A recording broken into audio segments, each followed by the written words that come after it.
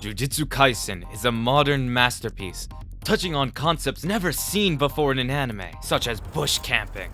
Because of how amazing the show is, it's impossible to put it into words. No anime comes close this season, with the sole exception of the anime with Satoru Gojo. Just talk about an anime you've already watched! I thought you'd never ask.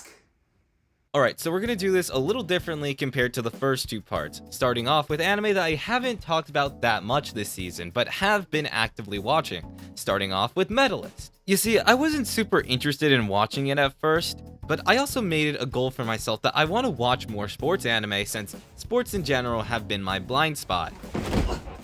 Now, for a point of reference, the only other sports anime I've watched are Haikyuu and Blue Lock. Listen, I've warned you that I didn't watch a lot, okay? But because I've watched so little sports anime, it makes it a little easier for me to point out what's so special about each one. And already, Medalist feels like one that's going to separate itself from the pack for a long time because there's a certain level of finesse behind each skater, allowing them to try and get as many points while shining in their own unique way, which I think is very interesting for a sport. It's one of those things where even if you're not invested in a character, you can really love their performance because you can tell a little bit about their personality through it. Although having a little bit of context never hurt. And one character that stands out a lot is Tsukasa, because he is a character who was told that he couldn't do all of these things involving ice skating because he was too old for it. And seeing Inori's hopes and dreams embody everything Tsukasa went through, allowing for their bond to be stronger because of it, is what makes Medalist so intriguing, to the point that even though I still don't understand the rules of ice skating, this is hype. One thing that killed my immersion a little bit in season 1 was how little they talked about the point system, because like, how does she get a 97? So when season 2 comes around and fixes that problem, it makes it easier to get engrossed into the world of figure skating, which is why this moment with Inori is so interesting because we figure out the steps that she took in order to get the best possible score and the confidence behind each move. Inori starting off as someone who had to fight for her chance to dream, to now going to the All Japans is a journey that I'm glad that I took, and makes me excited to explore more future sports anime and see the ice skating movie not get cancelled. But just in case it does, it wasn't me who jinxed it! This next anime is one that I haven't really talked about at all, but I've actively been watching throughout this season, which is You and I Are Polar Opposites. Now, I've known about the manga for a bit of time since it was a recommendation to me, but I ended up just watching the anime. And oh boy does this anime let you know its personality fast. Now let's get to the bottom line. You're either gonna find the humor cringy, or you're gonna find it cringy yet charming.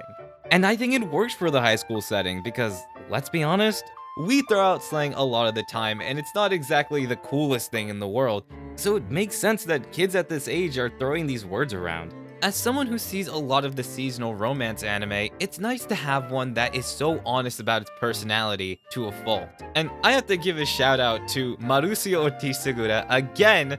I did say that I would expect you to hear his voice more often, and it seems like my prediction isn't so far off with, Oh, my middle school was too fun, my lobster was too buttery, my steak was too juicy. yeah, this is my favorite character in the show. I love Taida because he sees this crazy group of people and he notices the insanity, and yet by the end of the season, he realizes that maybe being a little bit insane doesn't hurt.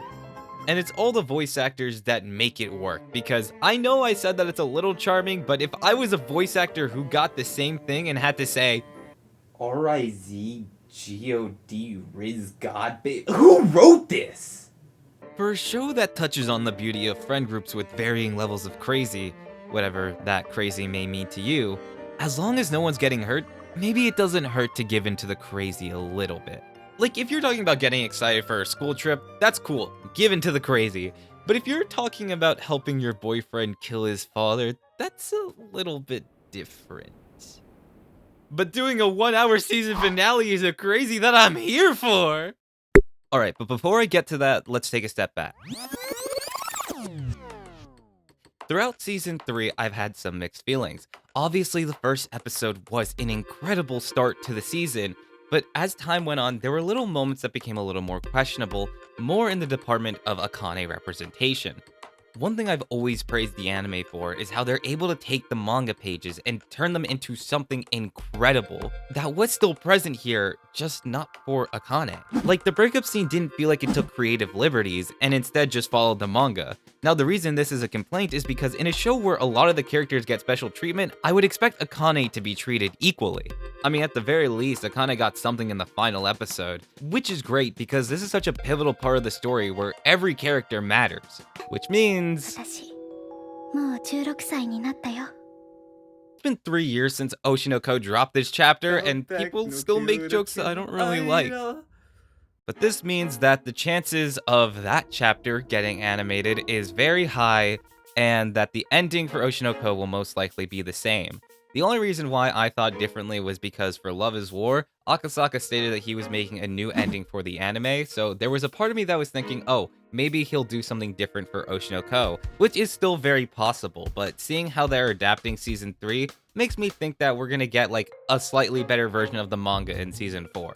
And as an Akasaka Glazer, you already know that I'm going to be there for Season 4 the moment it drops.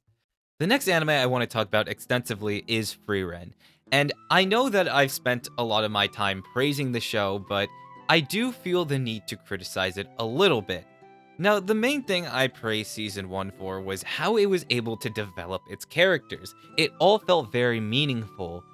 But now, getting into Season 2, it feels like the characters are a little more static. The reason I say this is because when looking at Season 1 and the end of Season 2, it doesn't feel like a lot has changed. Stark has more self-confidence, but that was an issue solved at Season 1. Frieren became a first-class mage, and is still just a first-class mage. And Frieren is just Frieren. It feels like there isn't really any plot moving the story forward.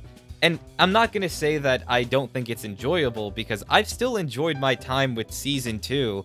It's just, I feel like I would have a harder time rewatching it because it doesn't feel like there was a lot of meaningful development for the world or the characters, which is what I came to love about Frieren. Like, don't get me wrong, I liked Ginnao's story from the end of Season 2, but now that I think about what his role is in the story, he feels like he's gonna be another one of those side characters that comes back to have conversation with the trio one time and then never discussed again. Like, sure, I want to like him, but if the narrative is just gonna brush him aside, why should I, as a viewer, care about him?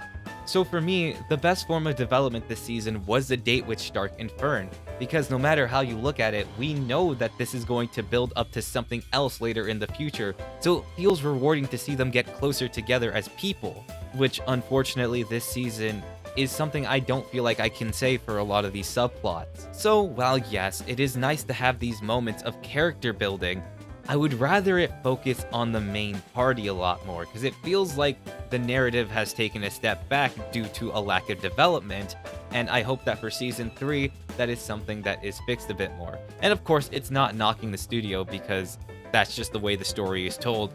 But that being said, I think the studio has done the best it can to make this a lot more enjoyable, and I did still enjoy Frieren Season 2.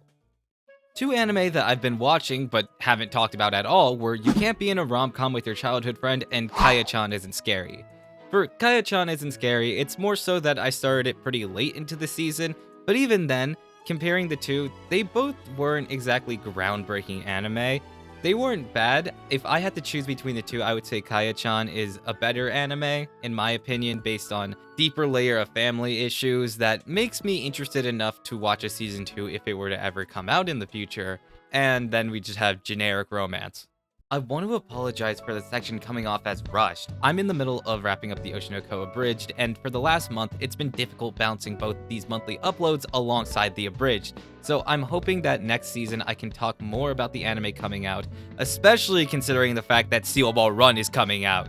Haha, yeah, this was recorded before the whole Netflix thing. But nonetheless, I hope you guys still consider subscribing because it motivates me a lot to continue to make these videos, and I hope to see you next season. Unless Frieren fans kill me for being a JoJo fan.